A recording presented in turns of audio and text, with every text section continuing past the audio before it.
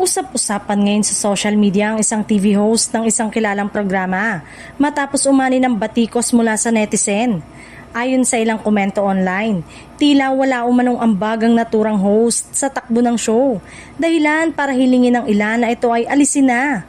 Sa iba't ibang platform, kapansin-pansin ang sunod-sunod na opinyon ng mga manonood na nagsasabing hindi raw ramdam ang presensya ng host kumpara sa kanyang mga kasamahan. May ilan pang nagsasabing tila extra lamang ito sa programa at bihira umanong magkaroon ng makabuluhang linya o exposure.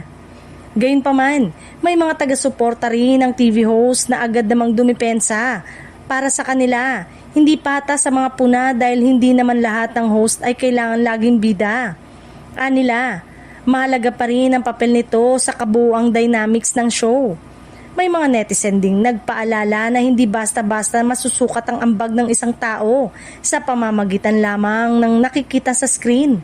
Maraming aspeto sa likod ng kamera na maaaring ginagampanan ng host na hindi napapansin ng publiko. Sa kabila ng kontrobersya, nananatiling tikom ang bibig ng kampo ng nasabing TV host at ng production ng programa. Wala pa ring opisyal na pahayag kung may katotohanan ba ang mga hiling ng ilang netizen o kung may pagbabagong magaganap sa cast.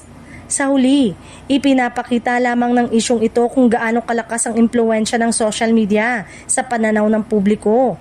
Ngunit paalala ng ilan, mas mainam pa ring maging responsable sa pagbibigay ng opinyon at iwasan ang agad-agad na panghuhusga sa kakayanan ng isang tao.